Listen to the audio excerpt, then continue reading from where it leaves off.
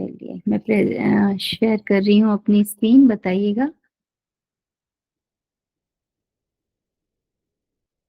Screen share हो रही है आपको? Yes ma'am. ओके।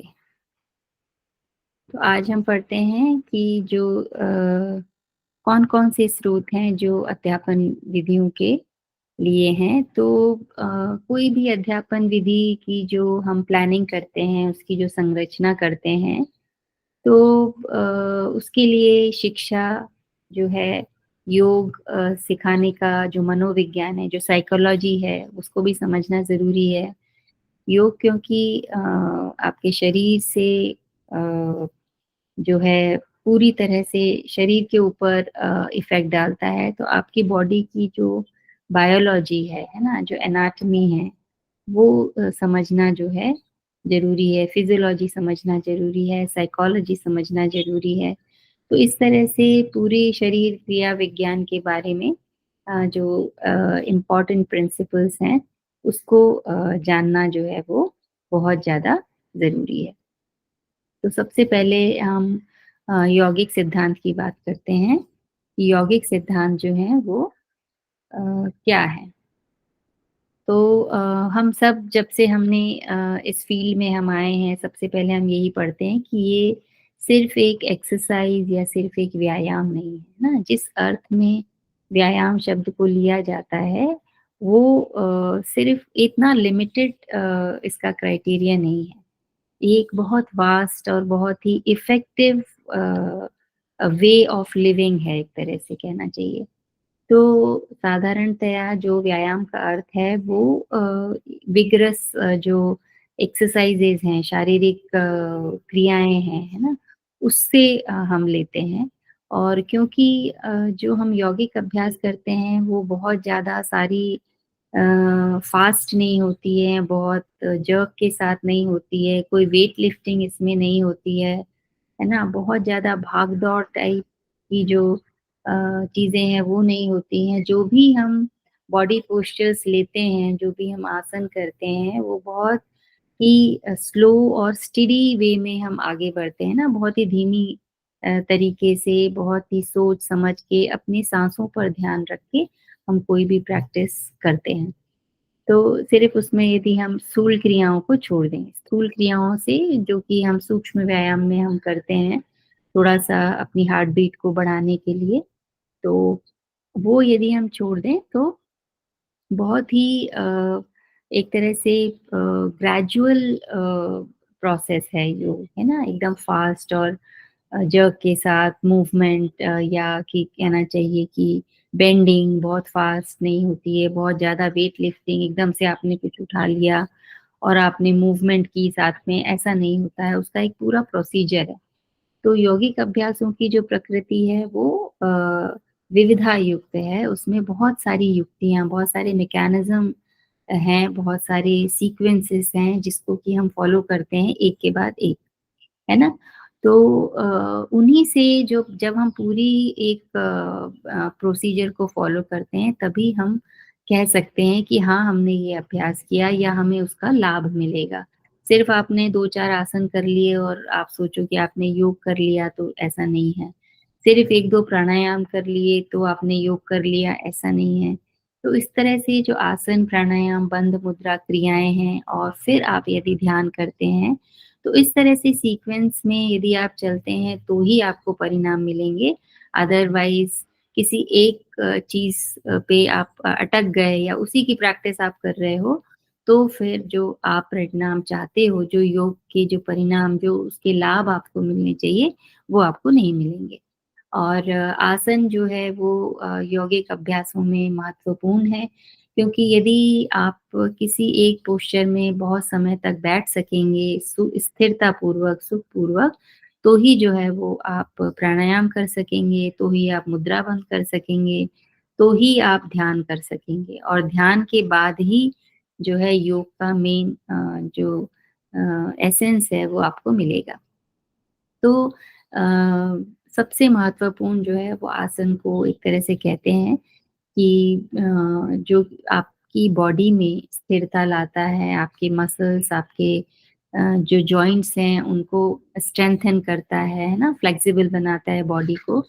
तो इसीलिए कहते हैं कि फिजिक जो तंत्र है या आपका जो नर्वस सिस्टम है वो इम्पोर्टेंट है, लेकिन उसके अलावा भी जो आपका पेशीय तंत्र है, जो आपका मस्कुलर सिस्टम है ना, बोन्स हैं, जॉइंट्स हैं, ये भी जो है इम्पोर्टेंट है। इसमें भी स्ट्रेंथनिंग होना वो जो है वो ज़रूरी है, और ये एकदम से नहीं आती है, धीरे-धीरे प्रैक्टिस करने से, बिना झटके के करने से होती है। यदि आपने झटके से कुछ भी मूवमेंट को गलत किया, कोई भी आसन के पोस्चर को गलत किया, तो इंजरी हो जाती है आपको, और बहुत टाइम तक आप जो है वो आपका जो शरीर है उससे त्रस्त रहता है, उससे ग्रसित रहता है एक तरह से। तो किसी आसन की स्थिति को कम से कम श्रम से और कुछ समय तक आपको बनाए रखना चाहिए, मतलब होल्डिंग करनी चाहिए आपको कोई भी पोस्चर में। तभी जो है जो हमेशा ध्यान रखिए कि जो बॉडी है वो बहुत सारी मसल्स से बना हुआ है। उसमें कुछ मेजर मसल्स हैं और कुछ एडजॉइनिंग मसल्स होती हैं, छोटी-छोटी मसल्स होती हैं, उनमें आर्टरीज़ होती हैं, वेन्स होती हैं। तो जो मेन काम है ब्लड सर्कुलेशन का वो आर्टरीज और वेन्स करती हैं, है ना? जो अच्छा ब्लड है, ऑक्सीजन वाला ब्लड है, वो आर्टरीज आपके हर सेल को पहुंचाती है, और सेल से टिश्यू बनते हैं, टिश्यू से एक ऑर्गन बनता है।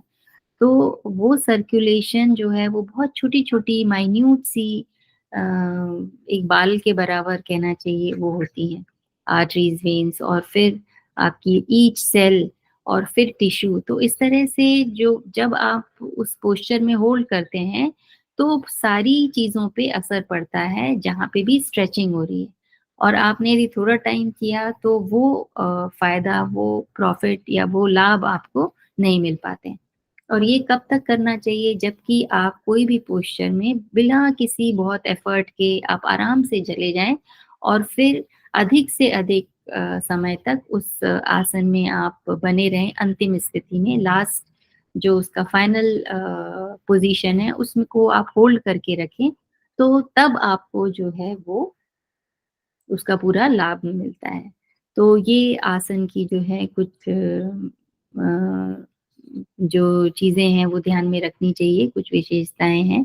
और फिर प्राणायाम अभ्यास है, तो प्राणायाम से आपका रेस्पिरेटरी सिस्टम जो है श्वसन अभ्यासों के लिए तैयार होता है, और ऑक्सीजन ग्रहण करने की जो आपकी क्षमता है, जो कैपेसिटी है, लंग्स की कैपेसिटी जो है वो बढ़ती है, और ऑक्सीजन से ही आपकी लाइफ चल रही है, ये आपको हमेशा याद रखना चाहिए। तो शारीरिक शिक्षा के साहित्य में जो है इसको हम उतना जो है महत्व नहीं देते हैं। मतलब जब हम फिजिकल एजुकेशन पढ़ते हैं, सिर्फ एक्सरसाइज जिसे हम बोलते हैं, व्यायाम जिसे हम बोलते हैं, उसमें ब्रीदिंग को उतना अ, वो तवज्जो नहीं देते, बल्कि सिर्फ अपने फिजिकल पोस्चर, फिजिकल स्ट्रेंथ को ज़्यादा महत्व देते हैं। तो सभी यौगिक अभ्यासों को जो है हमेशा एक चीज़ याद रखना चाहिए कि क्षमता अनुसार करना चाहिए। दूसरों को देख करके और कंपटीशन में जो है जल्दबाजी में कुछ इस तरह के मूवमेंट नहीं करने चाहिए, ताकि उसको करने से आपकी बॉडी जो है या कोई सेल है या मसल है वो डैमेज हो जाए, या जॉइंट्स में बहुत ज़्यादा इंजरी हो जाए, क्योंकि कई बार वो लाइफ लॉन्ग खिंच जाती है। आप वो आसन फिर करना आपको मना कर दिया जाता है कि आप ये नहीं करेंगे, क्योंकि टिश्यू जो है वो पूरी तरह डैमेज हो जाते हैं। तो ऐसे कंपटीशन में नहीं आना चाहिए। हर इंडिविजुअल जो है उसकी कैपेसिटी अलग होती है, उसके काम करने की जो क्षमता है वो अलग होती है। बेंडिंग जो है वो कई लोग की फॉरवर्ड, कई की बैकवर्ड, है ना, कईयों की बैलेंसिंग। तो इस तरह से अलग-अलग क्षमता के अनुसार आपको काम करना चाहिए। बस आपको ये याद रखना चाहिए कि आपको प्रैक्टिस रोज़ करनी है ना? उसको एक आपकी लाइफ का एक आपको जो है इम्पोर्टेंट अंग बना लेना है। उसमें जो भी प्रैक्टिसेज़ हैं, हम सिर्फ़ योग में आसन, प्राणायाम, मुद्रा बंध नहीं पढ़ते, उसके अलावा भी हम बहुत सारी चीज़ें पढ़ते हैं, जो एज़ एन इंडिविजुअल एक कहना चाहिए आपकी ग्रोथ के लिए, आपके काम करने की क्षमता को जो है वो अफ़ेक्ट करता है, आपका बिहेवियर सुधारता है, और इसी से जो है आप अपनी लाइफ़ को अच्छी तरह मैनेज कर पाते हो। तो इसीलिए जो है यौगिक अभ्यासों को उस मोटो से, उस पर्सपेक्टिव से आपको अपनी लाइफ का एक हिस्सा बनाना चाहिए। तो यौगिक अभ्यासों से जो है बहुत ज़्यादा थकान हो ऐसा नहीं होता है, क्योंकि हम एक सीक्वेंस से आगे बढ़ते हैं, है ना? और यदि थोड़ी-सी थकान हो जाती है तो हम फिर क्या करते हैं, हम शीतलीकरण के अभ्यास करते हैं, ताकि जो आसन से जिस भी पर्टिकुलर मसल पे या फिर जॉइंट पे या फिर उस पर्टिकुलर ऑर्गन पे या उस ज़ोन पे ज़्यादा असर पड़ा है, उसको हम रिलैक्स कर सकें और फिर हम अपनी दिनचर्या शुरू करते हैं। तो इसीलिए कहते हैं कि जो आपका यौगिक अभ्यास है, उसमें शरीर तो इन्वॉल्व है ही, लेकिन साथ में आपका जो मन है, वो भी उसी में जो है वो लग जाता है। तो इसीलिए एक क्योंकि आपने अपने माइंड को फ़ोकस कर लिया एक जगह पे, कॉन्सन्ट्रेट कर लिया एक जगह पे, तो और जब आप ये प्रोसेस कर चुके होते हो, जब आप पूरा आपने सब चीज़ें कर ली, तो एक बहुत ही खूबसूरत सी शांति का एहसास, एक कामनेस का एहसास आपको होता है, क्योंकि आपने शीतलीकरण का प्रैक्टिस किया, फिर आप थोड़ा-सा प्राणायाम करते हैं, तो उससे जो है बहुत ही पीस और कामनेस और एनर्जेटिक आप फ़ील करते हो जब आप प्राणायाम कर लेते हो। तो उससे आपको दिन भर के काम के लिए एक एनर्जी मिलती है, एक आपकी जो बुद्धि है वो अच्छे से चलती है और फालतू की जो चीज़ें हैं, व्यर्थ की जो विचार हैं, वो आपके मन को परेशान नहीं करते हैं। तो यौगिक अभ्यासचर्या जो है वो मनोकायिक है ना? मन भी है और आपकी काया भी है, दोनों चीज़ें हैं। तो दोनों को हम जब शुरू करते हैं प्रैक्टिस तो धीरे-धीरे, धीरे-धीरे जो है हम विगरस प्रैक्टिस की तरफ आते हैं और फिर हम कर चुके होते हैं, उसके अंदर फिर धीरे-धीरे शिथिलीकरण पे आते हैं। तो हम शिथिलीकरण से ही प्रारंभ करते हैं और शिथिलीकरण पे ही खत्म करते हैं, ठीक है? और जो है प्रार्थना मतलब आपकी कामनेस और आपका कंसंट्रेशन बढ़ाने के लिए आप प्रार्थना से शुरू करते हो और फिर शांति पाठ से आप खत्म करते हो। फिर है मनोवैज्ञानिक सिद्धांत। तो मनोवैज्ञानिक सिद्धांत में क्या है कि आपका जो मन है, आपका जो बुद्धि है, उसमें रुचि जब तक नहीं होगी, तब तक वो काम जो है वो अच्छे से नहीं होता है। तो सीखने में रुचि का होना जो है वो सबसे ज़्यादा ज़रूरी है, सबसे ज़्यादा वही इंस्पिरेशन आपको देता है। कि आपके मन में वो है कि हाँ, मुझे ये करना है और अध्यापक को भी इस ढंग से पढ़ाना चाहिए कि छात्रों में वो रुचि पैदा हो और सीखने के लिए उसका प्रोत्साहन जो है वो बना रहे और सीखने के लिए जो है वो उस चीज़ को पढ़ना और करना, क्रिया भी ज़रूरी है ना? सीखना एक अनुभवों की एक तरह से प्रक्रिया है, आपके टीचर ने सीखा होगा अपने गुरु से, उनके एक्सपीरियंस से, तो उसको भी कुछ चीज़ें आई होंगी, फिर वो अपना एक्सपीरियंस काम करते-करते उससे खुद अपने एक्सपीरियंस होते हैं, बहुत सारे छात्रों को वो सिखाते हैं, साथ-साथ में कुछ-कुछ चीज़ें उनसे सीखते भी हैं। तो ये अनुभव का जो एक बहुत बड़ा-सा कहना चाहिए पैकेज तैयार होता है, बहुत सारी एक प्रक्रिया है ये भी। तो जब तक छात्र क्रिया के अनुभवों में लिप्त नहीं होंगे, अनुभवों में से नहीं सीखेंगे, तब तक वो सीख नहीं पाते हैं। तो उनको उन अनुभवों से का लाभ लेना चाहिए और सीखना चाहिए। तो जो गति युक्त हैं या कौशल युक्त क्रियाएँ हैं उसको सीखने के लिए भी विशेष रूप से अभ्यास की ज़रूरत होती है। रूटीन में आपको वो चीज़ सीखनी पड़ेगी, रोज़ आपको प्रैक्टिस जब आप करते हैं तो आपको अपना लक्ष्य जो है वो मिल ही जाता है। तो सिर्फ़ जो है इसमें ये भी एक लिखा है कि अभ्यास ही नहीं बल्कि दोष रहित अभ्यास आवश्यक है। मतलब इसमें आप अननेसेसरी का कोई जो कॉम्पिटिशन की भावना है या किसी से ईर्ष्या-द्वेष है या बहुत जल्दबाज़ी है, इस तरह के दोष आपके मन में नहीं होने चाहिए, है ना? तो जटिल जो गत्यात्मक कौशल हैं मतलब जो बहुत डिफ़िकल्ट प्रैक्टिसेस हैं, उसके लिए इस तरह का माइंडसेट होना ज़रूरी है जिसमें कि ये सब जो कहना चाहिए कि नेगेटिव बातें होती हैं, नेगेटिव फीलिंग्स होती हैं, वो ना हो। फिर सभी प्रकार के सीखने का जो आधार है, वो आपको पता है कि कैसे सीखते हैं आप? कौन-सा सिस्टम रिस्पॉन्सिबल है इसके लिए? बताइए ज़रा।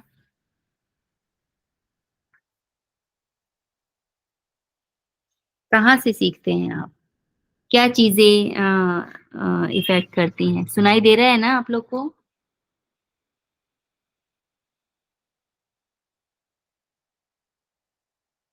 Yes ma'am. आप क्लास में आते हो तो फिर पूरी तरह से अटेंटिव रहा करिए। आवाज आ रही है मेरी ठीक से? जी मैम आ रही है। हाँ, तो कौन सा सिस्टम जो है वो पे डिपेंड करता है आपका सीखना या आपका काम करना? माइंड पे डिपेंड करता है। हाँ, तो माइंड को कौन से system? Nervous system. Nervous nervous system. System. हाँ, सामने लिखा हुआ है देखो, तंत्रिका में।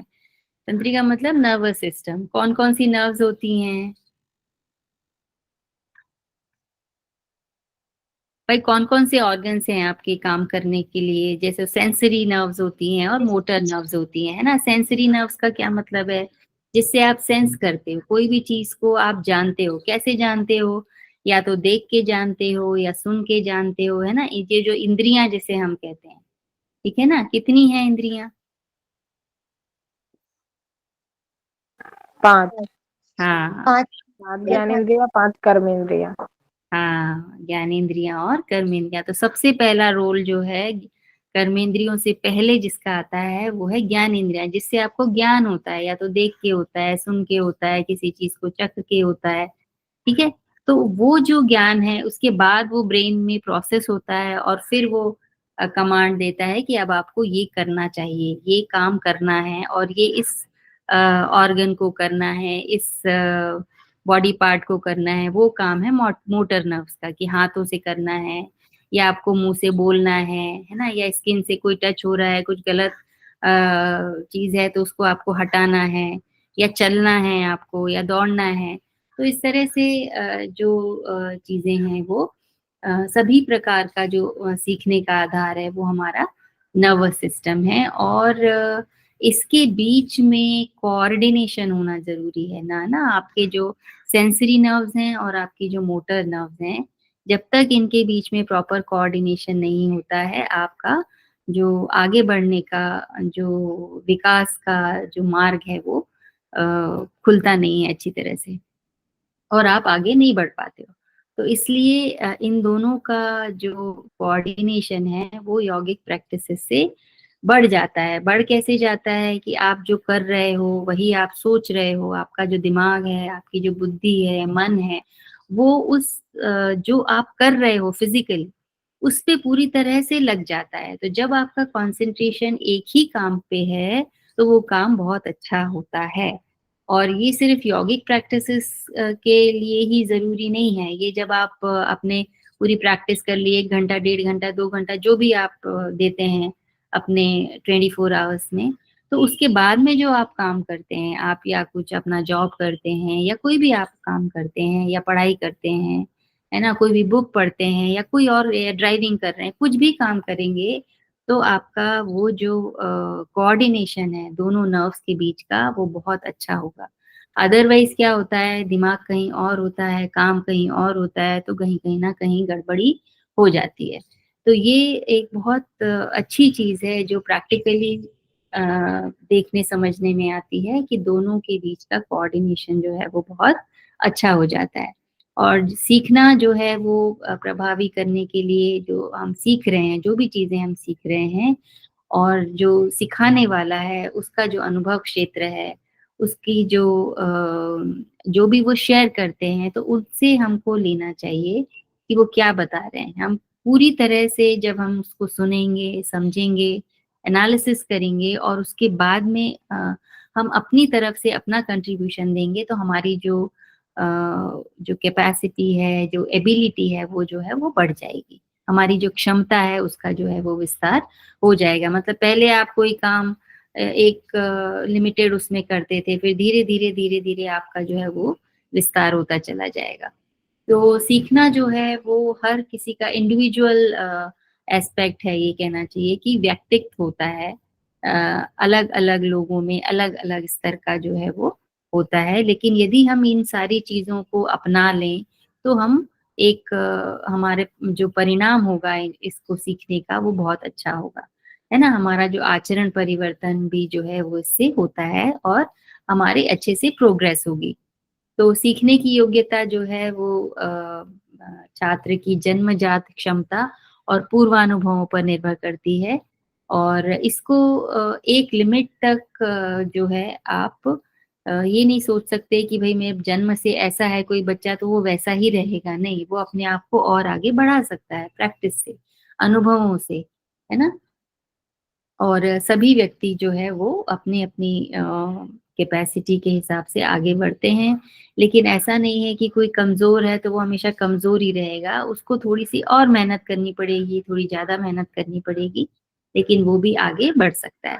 और यदि सीखने वाले को जो है कार्य प्रारंभ करने के पूर्व उसके कार्यक्रम के स्वरूप का बौद्धिक आकलन हो जाए, तो शीघ्रता आती है। मतलब यदि आपने कुछ चीज़ सिखानी है स्टूडेंट्स को या एज़ अ छात्र आपको सीखनी है, तो आपने यदि उस चीज़ का पूरी तरह से थोड़ा-सा नॉलेज ले लिया है, थोड़ा-सा उसके बारे में आपको पता है और जब आपको वो बताया जाता है, तो आप उस चीज़ को जल्दी से आपको समझ में आती है चीज़ें और जल्दी और लोगों के कंपैरिज़न में आप उसको जल्दी इम्प्लीमेंट करते हो, तो आपकी जो गति है, आपका जो कौशल है, वो बढ़ता है। और किसी भी काम के नियमित अभ्यास से जो एक तरह से आपको जो खुशी मिलती है, जो सुख मिलता है, एक सैटिस्फैक्शन मिलता है, वो आपको और आगे बढ़ने में मदद करता है। ठीक है? आपने ये चीज़ें पढ़ी होंगी, जो विभिन्न स्वरूपों में पढ़ी होंगी, है ना? अनुपलब्धि, अ, अलब्ध भूमिकत्व ऐसे, कि जब आप प्रैक्टिस करते हो और कहीं पे आप नहीं कर पाते हो बहुत टाइम से, आपसे नहीं हो रहा है, तो आपको क्या लगता है कि उपलब्धि तो मिल नहीं रही है, तो आप जो है उसको गिव अप करने की सोचने लगते हो। लेकिन यदि आप उसको कंटिन्यूएशन में करते जाओ, तो एक दिन वो चीज़ आपको ज़रूर मिल जाती है। तो इस तरह से जो मूवमेंट वाले जो प्रैक्टिसेस हैं, उसको सीखने के लिए जो है थोड़ा-थोड़ा टाइम का विश्राम देने से अच्छे परिणाम मिलते हैं क्योंकि यदि आपने फास्ट प्रैक्टिस की है, बहुत थकाने वाली जो है वो प्रैक्टिसेस की हैं, तो उसको आप यदि बहुत लंबे समय तक करते जाओगे तो बॉडी जो है वो गिव अप कर देती है, मतलब वो थक जाती है बहुत ज़्यादा। तो इसलिए आपको बीच-बीच में विश्राम करना ज़रूरी है और फिर आप जो है दोबारा अपनी पूरी एनर्जी के साथ में वो प्रैक्टिसेस कर सकते हो, तो उसकी जो परिणाम है वो अच्छे होंगे। अब है शरीर संरचना और शरीर क्रियात्मक सिद्धांत। तो शरीर संरचना मतलब क्या है कि आपका जो शरीर है उसकी एक एज होती है कि भई बचपन है या टीन एज है, यंग एज है ना? थोड़ा मिडल एज है या थोड़ा ओल्ड एज है। तो ये जो एज है वो इम्पोर्टेंट है, बहुत इम्पोर्टेंट एस्पेक्ट है और आप मेल हैं या फीमेल हैं ये भी इम्पोर्टेंट है क्योंकि मेल फीमेल दोनों का जो बॉडी स्ट्रक्चर है वो अलग होता है। कहने के लिए हम कह सकते हैं दोनों बराबर हैं, बिल्कुल समाज में दोनों का स्तर, दोनों का लेवल बराबर होना चाहिए। अ, लेकिन बायोलॉजिकली है ना, फिजियोलॉजिकली जो है हम अलग-अलग हैं, हमारे सोचने समझने की शक्ति भी मतलब थोड़ी-सी अलग है, बॉडी स्ट्रक्चर हमारा अलग है और जो हम तरीका है काम करने का या फिर एक डायरेक्शन है वो थोड़ा अलग है। ठीक है? और ये अलग कहने का मतलब कम या ज़्यादा नहीं है, बल्कि एक-दूसरे का कॉम्प्लीमेंट्री है। कुछ चीज़ें मेल बहुत अच्छे तरह से कर सकते हैं, पर जो फीमेल जो कुछ काम करती हैं, जो सोचती-समझती हैं, देख-रेख करती हैं, वो मेल नहीं कर सकते। लेकिन मेल के जो काम हैं, वो कुछ हद तक फीमेल नहीं कर पाती हैं। लेकिन हाँ, दोनों एक-दूसरे को सपोर्ट करते हैं, आगे बढ़ते हैं। ये सबसे अच्छा तरीका है काम करने का, समझने का और आगे बढ़ने का। तो आयु जो है वो भी एक इम्पॉर्टेंट एस्पेक्ट है क्योंकि यदि आपने टीनेज से ही या बचपन से ही कुछ-कुछ प्रैक्टिसेस आपने शुरू कर दी, तो जल्दी आपका ग्रोथ होगा, आप जल्दी सीखेंगे, आपका शरीर जो है, मन जो है वो उसी डायरेक्शन में चलेगा जहाँ पे आपकी प्रोग्रेस बहुत जल्दी होती है। और जैसे-जैसे आपकी एज होती जाती है, आपका जो बॉडी है, जो बोन स्ट्रक्चर है, जो आपके मसल्स हैं, वो स्टिफ होते चले जाते हैं। कहते हैं ना न्यूरॉन्स भी जो होते हैं नर्व्स में न्यूरॉन्स होते हैं। जो नर्व सेल होती है, उसको हम न्यूरॉन कहते हैं। तो यदि न्यूरॉन्स का क्या फंक्शन है, अभी अपन ने बात किया, सेंसरी नर्व्स, मोटर नर्व्स, इस तरह की नर्व्स होती हैं। तो कुछ नर्व्स जो हैं, यदि आप बचपन में जो है वो सारी नर्व्स एक्टिव होती हैं, और मतलब यदि आप एक छोटे बच्चे को कोई लैंग्वेज सिखाओ, मल्टी लैंग्वेज, मतलब 3-4 लैंग्वेजेस सिखा दो आप 5-7 साल के बच्चों को, वो जल्दी से कैच करते हैं, जल्दी बोलने लग जाते हैं। और यदि आपने लिखना सिखाया, वो बहुत जल्दी सब चीजें सीख जाते हैं। और जैसे जैसे एज बढ़ती चली जाती है, क्योंकि हम उन सेल्स को यूज नहीं करते, हम उन न्यूरॉन्स को यूज नहीं करते, तो वो डेड हो जाते हैं, वो मरने लग जाते हैं। तो इसलिए जो है वो ये एक बहुत बड़ी इम्पोर्टेंट चीज़ है कि यदि बचपन से ही हम उन सब चीज़ों को अच्छी तरह से यूज़ करेंगे, और तो हम सारी चीज़ें कैच करने में लंबे समय तक बहुत सारी चीज़ें सीख सकते हैं और बहुत एफिशिएंट हो जाएंगे। तो इस तरह से जो है जैसे जैसे एज बढ़ती चली जाती है, आपकी बॉडी में स्टिफनेस, आपका दिमाग में रिजिडिटी आने लग जाती है। तो इसलिए एज और आपका जो सेक्स है, मतलब मेल फीमेल जो भी है, उसका जो है थोड़ा बहुत फर्क जो है आपकी क्रियाओं को सीखने में, सिखाने में, इस पे फर्क पड़ता है। क्योंकि शरीर की जो क्रियात्मक स्थितियां हैं उसको निर्धारित करने में इनका इम्पोर्टेंट रोल है। जैसे इन्होंने एक फिगर दिया है कि जो मेल है, पुरुष के जो शरीर में जो मसल्स हैं, उसका जो वेट है वो पूरे वेट का 41 या 42% होता है रफली। और फीमेल्स में, स्त्रियों में ये करीबन 36% होता है। तो इतना डिफरेंस जो है वो आता है। उसमें आपने पढ़ा होगा हार्ट का साइज में भी थोड़ा सा फर्क होता है, लंग कैपेसिटी में फर्क होता है, और हेल्थ हाइट में भी फर्क होता है। तो इसीलिए फिजिकली फर्क स्ट्रक्चर में, तो इसीलिए कहते हैं कि जो पुरुष हैं वो मस्कुलाइन होते हैं ना, उनमें पेशीय बल जो है वो ज्यादा होता है। अब पेशीय बल में जो आपकी जो मसल्स हैं उसमें फैट भी होता है। तो अब फैट जो है वो कम होना चाहिए, तब जो है वो मसल स्ट्रेंथनिंग जो है वो अच्छी होती है, उनकी कार्य क्षमता जो है वो बढ़ती है। यदि वसा उसमें ज्यादा है, फैट ज्यादा है, तो उनकी जो इफिशियंसी है वो कम हो जाती है। और यांत्रिक दृष्टि से भी जो औदरिक भित्ति है, जो वॉल है, वो लेडीज की थोड़ी सी वीक होती है ना। उनमें जो उनके जो औदरिक अंग हैं वो जो है उसमें उतनी स्ट्रेंथ नहीं होती है, क्योंकि उनकी बॉडी में बहुत सारे चेंजेस होते हैं, बहुत सारे काम उस पोर्शन को करना पड़ता है, प्रसव होता है ना। और मतलब कि आपने पहले कंसीव किया, फिर डिलीवरी हुई, उसके बाद में वो जो ऑर्गन है उसका जो रीशेपिंग है या वो तो हो नहीं पाता है, लेकिन बहुत सारी चीजों की वजह से जो टोनिंग है वो खत्म हो जाती है। तो ये एक मेल फीमेल मेल में ये एक डिफरेंस आता है। और जो हमारा कटी प्रदेश है या पृष्ठबंध, जो बैक पोर्शन है, स्पाइन है, उसका प्रभाव भी शारीरिक गतिशीलता पर बहुत ज्यादा पड़ता है।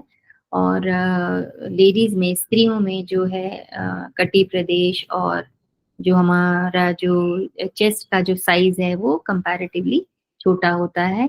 और ये उसका ये बायोलॉजिकली है ऐसा। और वही जो है सही है उनके हिसाब से। लेकिन इसका जो, यदि आप मेल से कंपेयर करेंगे तो ये चीजें आपको कंसिडर करनी पड़ेगी। तो कुछ समस्याएं जो हैं वो इससे हो जाती है। अग्र कुब्जता, मतलब कि ऐसे झुक जाती है कई बार, है ना।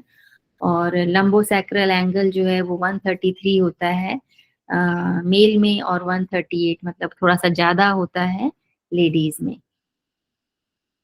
और जो टोनिंग है, जो स्ट्रेंथनिंग है, जो व्यक्ति की जो शरीर की स्थिति और क्रियाओं पर उसका जो है वो बहुत ज्यादा फर्क पड़ता है। इसीलिए हम कहते हैं कि टोनिंग होना चाहिए, मसल्स जो हैं वो टोन्ड होना चाहिए, फैट उसमें नहीं होना चाहिए, और स्ट्रेंथ होनी चाहिए, तभी जो है आपकी बॉडी आपका पूरी तरह से साथ देती है।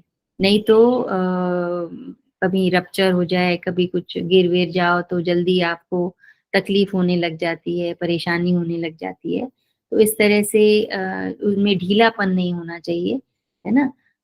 शिथिलीकरण उनमें नहीं होना चाहिए। तो जो ढीली पड़ी पेशियाँ हैं, उनमें स्ट्रेंथ करके उनमें एक स्ट्रेचिंग, एक ताकत जो है वो स्ट्रेंथ जो है वो उसमें वृद्धि हमको करनी चाहिए यौगिक प्रैक्टिसेस से। तो जब हम पूरी तरह से अवेयर हैं अपनी प्रैक्टिसेस को लेकर के, तो ये काम हम अच्छी तरह से कर सकते हैं। हमें पता होना चाहिए हमें कैसे करना है, हमारी बॉडी का कौन-सा पार्ट जो है वो थोड़ा-सा डाउन है या थोड़ा-सा कम उसमें स्ट्रेंथ है, तो उसके हिसाब से हमको वो उस पे ध्यान दे कर के और उसको स्ट्रेंथ जो है वो करना चाहिए। और इसमें बहुत ज़रूरी है कि आपको किस तरह की प्रैक्टिस करना चाहिए इसका नॉलेज हो, है ना? और उसके बाद में उसको किस तरह से प्रोसेस आगे बढ़ानी है, मतलब किस तरह से आपको प्रैक्टिस करनी है। और ऐसा नहीं है कि आप उस पर्टिकुलर पार्ट पर काम करते जा रहे हो, काम करते जा रहे हो और उसको पूरी तरह से आपने इतना काम किया कि वो रप्चर ही हो गई, है ना? ऐसा नहीं है, उसको शिथिल करना भी बहुत ज़्यादा ज़रूरी है।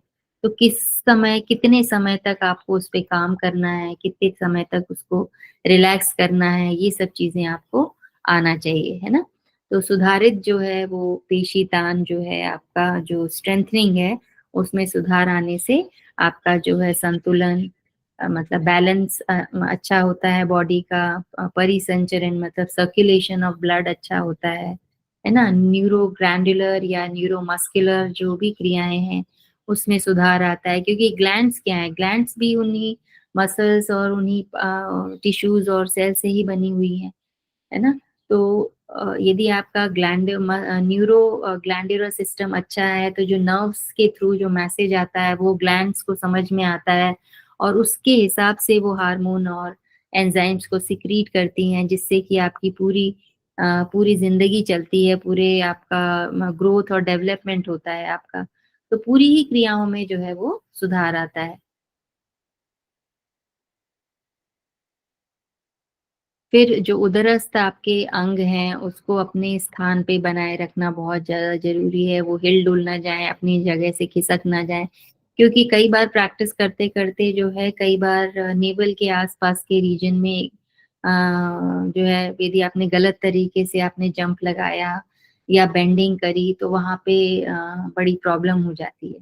तो इसलिए क्योंकि उदर जो है, वो अ उधर का जो रीजन है उसमें बहुत सारे अंग हैं जो बहुत सेंसिटिव होते हैं और उनसे ही ज़िंदगी जो है वो चलती है क्योंकि खाना वहीं जाएगा, उसका पाचन वहीं होगा, है ना? बहुत सारी ग्लैंड्स वहाँ काम करती हैं। तो उन उन सारे अंगों का जो संचालन है वो अच्छी तरह से होना चाहिए। तो इसीलिए और जब भी आप कोई भी बॉडी मूवमेंट करते हो तो वो एब्डोमिनल रीजन जो है वो इफ़ेक्ट होता ही होता है। तो इसलिए आपको उस चीज़ का बहुत ज़्यादा ध्यान रखना चाहिए। और दीर्घ काल तक जो है निष्क्रिय है यदि कोई पेशी जैसा मैंने आपको पहले बताया कि यदि आप काम में नहीं लेंगे, तो वो जो नर्व्स हैं वो डेड हो जाती हैं और उनमें जो भी फ्लो होता है या जो भी सर्कुलेशन है वो ख़त्म-सा हो जाता है। तो उससे रिलेटेड जो मसल्स हैं उनकी कार्यक्षमता भी जो है वो अ, उससे अफ़ेक्ट होती है। तो ऐसी स्थिति में श्रम युक्त शारीरिक क्रियाएँ जो हैं वो धीरे-धीरे करना चाहिए, सावधानी पूर्वक करना चाहिए। कई बार ऐसा होता है कि कहीं चोट लग गई या कहीं कोई ऑपरेशन हो गया, कोई सर्जरी हो गई तो वहाँ पर उस पर्टिकुलर ज़ोन में आपको बहुत पॉज़िटिविटी की और बहुत साज-संभाल की ज़रूरत होती है। कौन-सी प्रैक्टिसेज़ को आपको अवॉइड करना चाहिए, कौन-सी हीलिंग के लिए ज़रूरी हैं, ये नॉलेज आपको होना चाहिए। तो जो काम है वो यदि आप सावधानी पूर्वक उस तरह की क्रियाएँ करते हैं, तो ज़रूर उसका जो है वो फ़ायदा होता है। अब यदि आपने कोई प्रैक्टिस की तो और थकान हुई आपको, तो यदि आप उसको रिलैक्स नहीं करेंगे तो, क्योंकि जो मसल्स हैं वो कहीं ना कहीं जो है किसी ना किसी छोटी मसल से बड़ी मसल से रिलेटेड होती हैं, है ना। ऐसा नहीं है कि आपको एक पोर्शन में दर्द हो रहा है तो बस वही पोर्शन अफेक्ट है, वो धीरे धीरे जो है ना आपकी बॉडी, पूरी बॉडी में थकान महसूस होगी, भले ही एक ही जगह पे दर्द हो आपको। तो इस तरह से आपका जो शरीर है वो एज अ होल पूरी एक ही संरचना है। तो एक जगह यदि कहीं कोई प्रॉब्लम है तो वो दूसरी जगह भी ट्रांसफर हो जाती है। तो इसीलिए जो है कोई भी चीज आप करें, कोई भी प्रैक्टिस करें, उसमें आपको पूरे शरीर को जो है वो शिथिल करना, उसको आराम देना जरूरी होता है। और शरीर का जो संतुलन बनाए रखने में जो है इसीलिए जो आपकी मसल्स हैं उनका जो कोऑर्डिनेशन है ना, और जो भी उसमें स्थित नलिकाएं हैं, है ना, नेत्र हैं आपके या त्वचा है, तो जो सारी और नर्व एंडिंग्स हैं जहाँ पर भी नाड़ियों का जहाँ वो खत्म होती हैं, तो उनके जो अग्र भाग हैं वो, और आपके जो लिगामेंट्स, ये सारी ही चीजें जो हैं आपके बॉडी का बैलेंस बनाने के लिए वही इम्पोर्टेंस प्ले करती हैं। तो सबका जो है हमें ध्यान रखना जरूरी है। किसी भी क्रिया में जो है सरलता से दक्षता आपको आए इसके लिए, और कम से कम आपकी एनर्जी उसमें खर्च हो, ये भी एक बहुत बड़ा चैलेंज होता है। तो इसीलिए, क्योंकि शारीरिक गतियों में जो है वो ज्यादा एनर्जी लगती है, और जो स्थिर क्रियाएं हैं, जैसे आप विगरस प्रैक्टिसेस करते हैं या दौड़ लगाते हैं या आपने स्थूल व्यायाम किए खूब सारे, तो उसमें ज्यादा एनर्जी लगती है। और जो स्थिर क्रियाएं हैं उनमें कंपैरेटिवली कम एनर्जी लगती है। और प्रबल और गतिशील और झटकों से युक्त क्रियाओं को करते समय शरीर जो है ये जो अभ्यास है जो हम कर रहे हैं, तो उसके जो सिद्धांत हैं और जो हमें कैसे उसको आगे बढ़ाना चाहिए, इस पे आपको विचार पहले कर लेना चाहिए। स्थिर क्रियाओं में इतना सोचना और समझने की जरूरत नहीं है, लेकिन जब आप डिफिकल्ट प्रैक्टिसेस करते हैं तो आप सीक्वेंस से आगे बढ़ें, सोच समझ के आगे बढ़ें। और जब आप स्टार्ट कर रहे हैं तो किसी गुरु के निर्देशन में ये सब काम करें। और शरीर का जो गुरुत्वाकर्षण केंद्र है, ऐसा इसमें कहा है कि वो महिलाओं में पुरुषों की अपेक्षा थोड़ा सा नीचे होता है। तो वो इन सब चीजों का ध्यान रख करके फिर जो है वो प्रैक्टिसेस करें, खासकर बैलेंसिंग प्रैक्टिसेस, जिसमें कि एक बॉडी में स्टेडीनेस चाहिए, स्टेबिलिटी चाहिए, और संतुलन रखने के लिए एक मतलब थोड़ा सा ज्यादा एफर्ट चाहिए, और उसमें कोर स्ट्रेंथ लगती है ना, एब्डोमिनल रीजन की स्ट्रेंथ लगती है। तो इसलिए ये सब चीजें आपको ध्यान रखना चाहिए। फिर है शैक्षणिक सिद्धांत। तो शैक्षणिक सिद्धांत में क्या है कि जो अधिगम है, अधिगम का मतलब होता है सीखना, है ना, और उसके जो रिसेप्टर्स हैं, संग्रह, जो जहाँ से आपको वो नॉलेज मिल रहा है, उस पे उसका असर जो है वो पड़ता है। अब जैसे पांच इंद्रियां हमने अभी सब कुछ डिस्कस कर लिया है कि ये सब जो है वो सीखने के मार्ग हैं, तो ज्ञानेंद्रियों का हमें जो है सहयोग लेना चाहिए। और सबसे पहला जो सहयोग होता है, सबसे जो पहली इंद्री जो कि सबसे ज्यादा यूज होती है हर चीज में, वो है आपका या तो दृश्य यानी कि आपकी आंखें, और श्रव्य आपके कान। और इसके हिसाब से जो है आपकी जो पेशी गत्यात्मक सीखने के लिए आपकी जो मसल्स हैं, है ना, आपका जो नॉलेज है, कॉग्निटिव जो पर्सपेक्टिव है ना, आपकी जो विचार करने की क्षमता है, तर्क करने की, उसको एनालिसिस करने की, आपने क्या सीखा, कैसे आपको करना है, उसने किस तरह से किया, आपकी बॉडी के हिसाब से आपको उसको किस तरह से आगे बढ़ाना है। तो ये सारी चीजें जो है वो आपका मानसिक और आपका शारीरिक दोनों पक्षों का इसमें जो है वो मिलन होना या समाविष्ट होना, है ना, दोनों जो पर्सपेक्टिव हैं वो इम्पोर्टेंट होते हैं। तभी जो है वो कोई भी क्रिया जो है आपकी सफल होगी, और आपका जो प्रैक्टिस है वो करके आप आगे बढ़ सकोगे।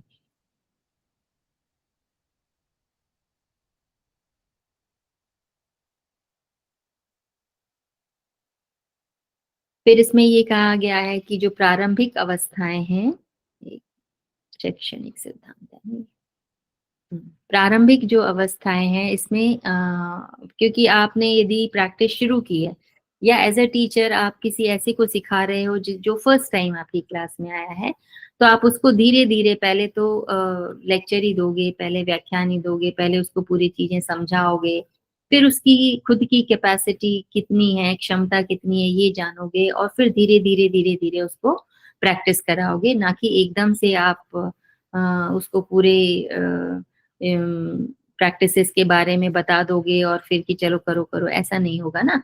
धीरे धीरे धीरे धीरे आप जो है उसकी उसकी क्षमता के हिसाब से आप काम कराओगे, अदरवाइज इसको बोलते हैं ओवर लर्निंग, अत्याधिगम जो है वो अ, हो जाएगा।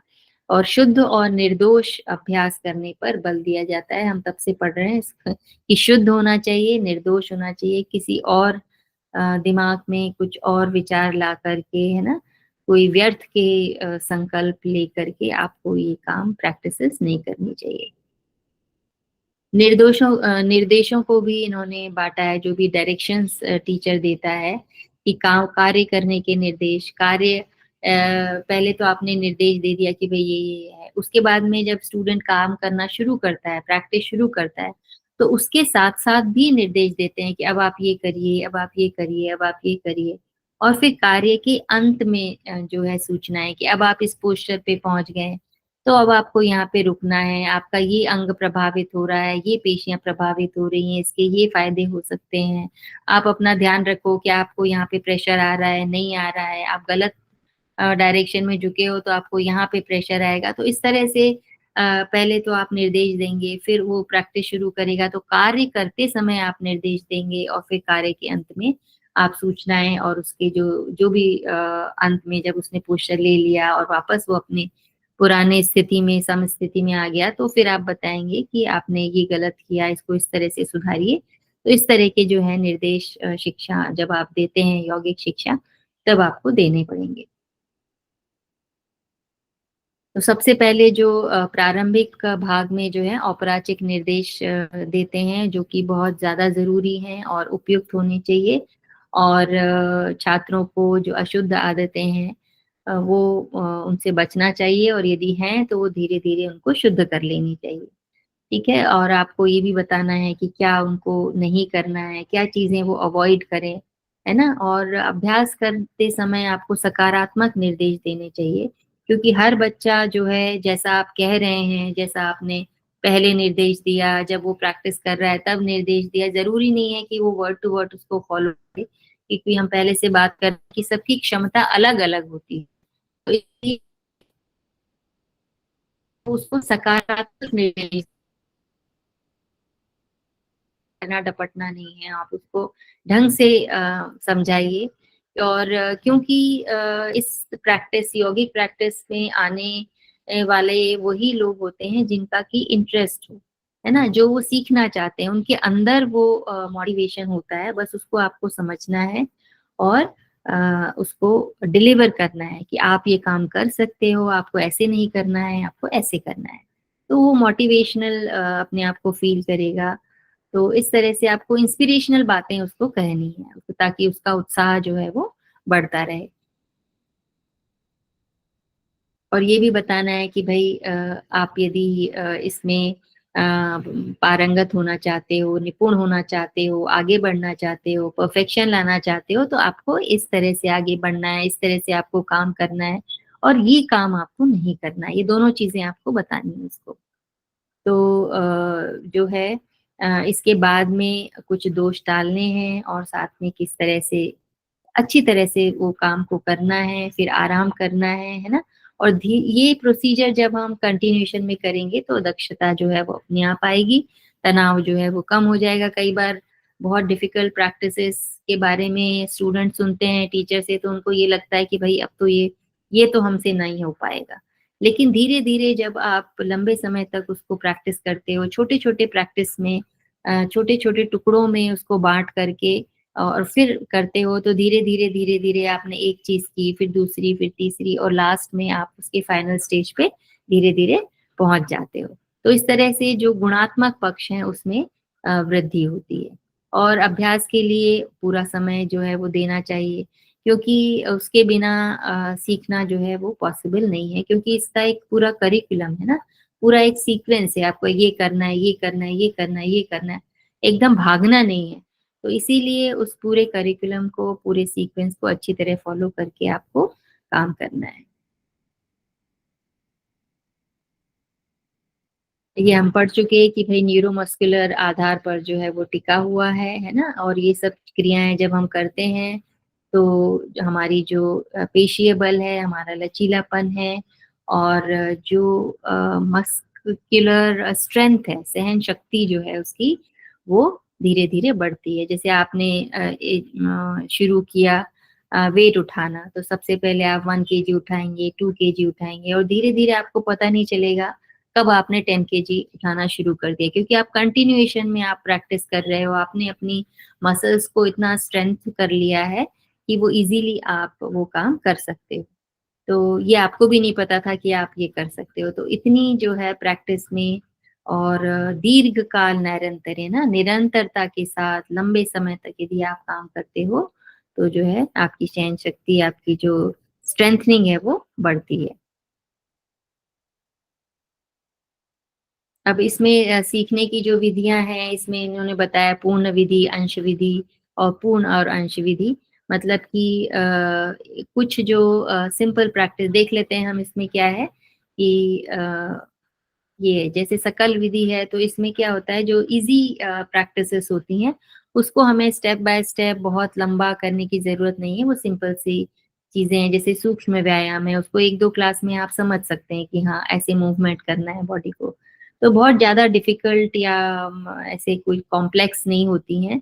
तो आप एक ही बार में वो एक मूवमेंट या एक कहना चाहिए प्रैक्टिस को आप कर सकते हो।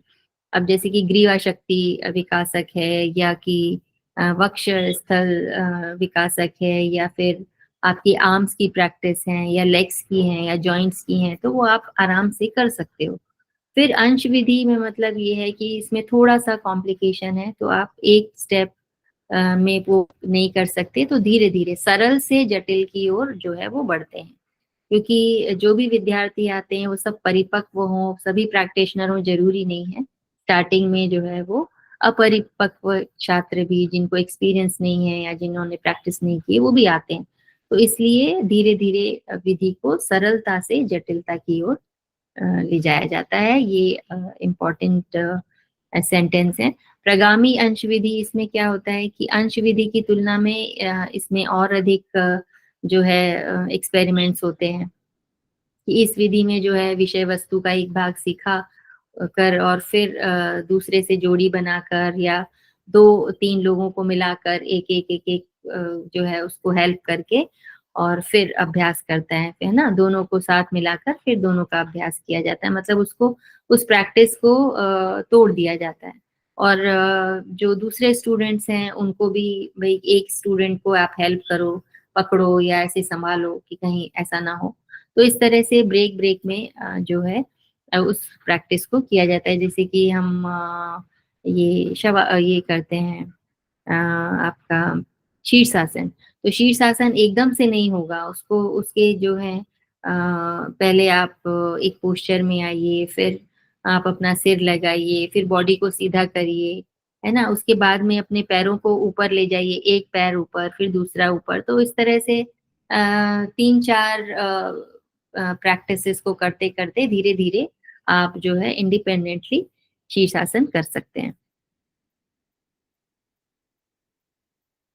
फिर अध्यापक की छात्र के प्रति अभिरुचि और अभिवृत्ति सीखने में आवश्यक योगदान देती है। मतलब अध्यापक कितने मोटिवेशनल हैं, कितने कितना इंस्पायर कर सकते हैं अपने बच्चों को, है ना, और किस तरह से वो ठीक और संतोषप्रद तरीके से बच्चों को समझ सकते हैं और उनको आगे बढ़ने के लिए प्रेरित कर सकते हैं। ये भी बहुत इम्पोर्टेंट एस्पेक्ट है, क्योंकि सारे ही छात्र बहुत ज्यादा जानने के इच्छुक हों, या बहुत इंस्पायर्ड हों ऑलरेडी, और बहुत एनर्जेटिक हों, है ना, बहुत उत्साहित हों कुछ सीखने के लिए, ये सब जरूरी नहीं है। तो किन छात्रों को थोड़ी सी ज्यादा कहना चाहिए कि पढ़ाने की ज़रूरत है या उन पे ध्यान देने की ज़रूरत है, ये या उनकी गलतियों को सुधारना और किस तरह से आप उसको सुधारते हैं, ये भी एक टीचर का जो है वो रोल होता है। और यही सब चीज़ें जो है एक छात्र को, एक शिष्य को प्रेरणा देती हैं।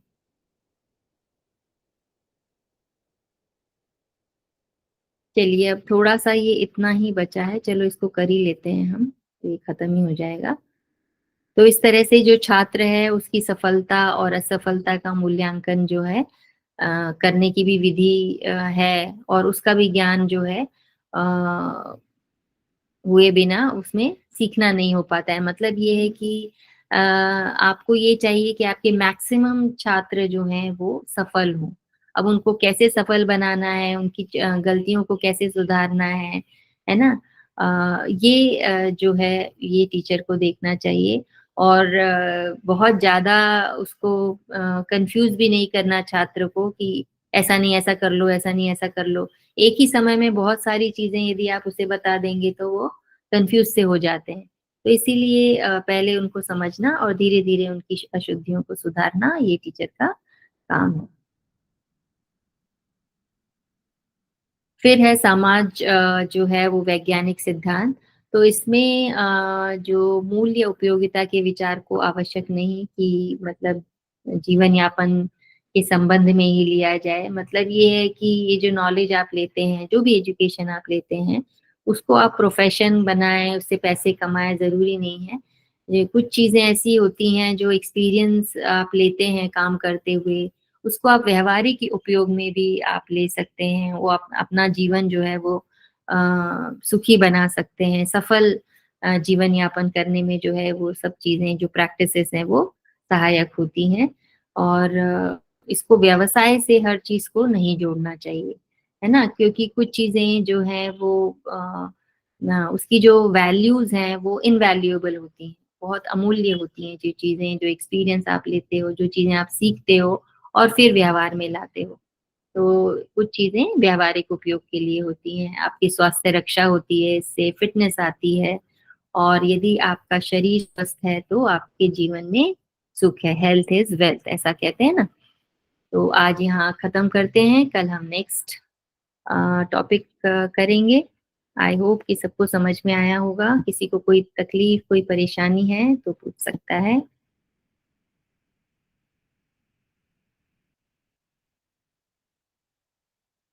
हाँ जी, बोलें।